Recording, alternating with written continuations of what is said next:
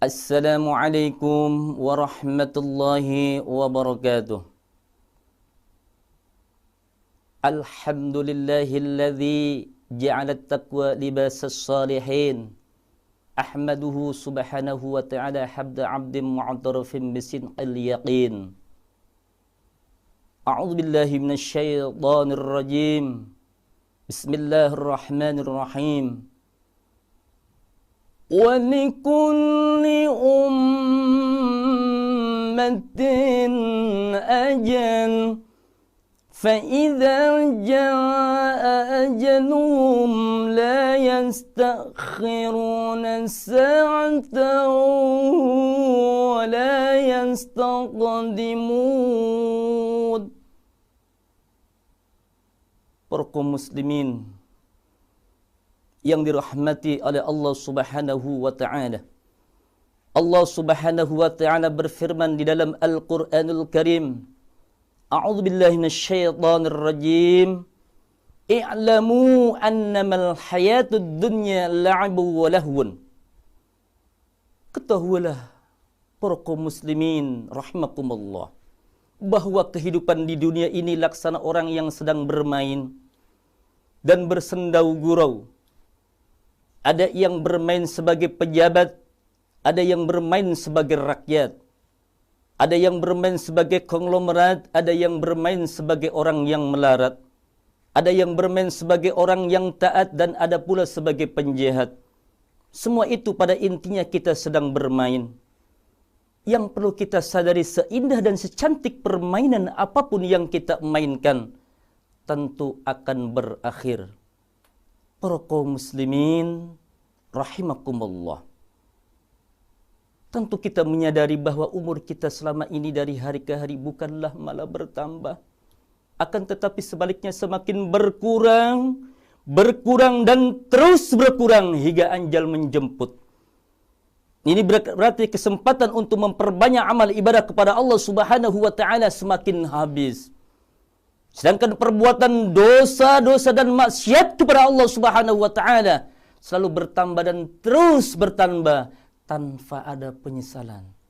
Baginda Rasul Nabi kita besar Muhammad sallallahu alaihi wasallam bersabda, "Anta fi ghaflati wa qalbuka sahi, dhahabal umru wadh-dhunubu kamahi." Engkau telah hidup dalam kelengahan dan hatimu lupa. Hilanglah umurmu sedang dosa-dosamu tetap seperti keadaannya. Lalu kapan permainan berakhir? Apabila ajal menjemput kita, sebagaimana Allah Subhanahu wa taala berfirman di dalam Al-Qur'anul Karim, A'udzu billahi minasyaitonir rajim.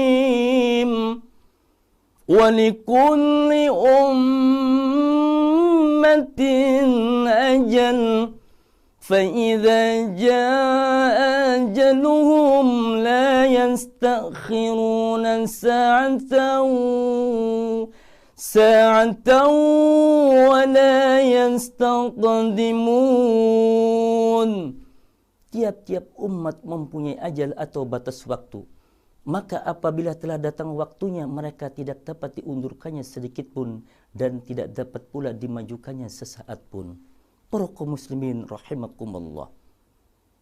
Lalu bagaimana caranya roh manusia keluar dari jasad kita? Baginda Nabi kita besar Muhammad sallallahu alaihi wasallam bersabda, "Wa qadru 300 durbatin bis-sayf." Sakitnya sakaratul maut kira-kira 300 kali pukulan atau tebasan dengan pedang. Rasa sakitnya sakaratul maut menghunjam ke seluruh jiwa. Rasa sakitnya menyebar ke seluruh bagian tubuh. Pada saat-saat tercabutnya urat-urat nadi, tercabutnya urat-urat syaraf, rontoknya setiap persendian. Oleh karena itu orang yang sedang mengalami sakaratul maut tidak mampu menjerit, berteriak, minta tolong atau lari dan lain sebagainya. Karena rasa sakitnya memuncak, tenaga fisik hilang.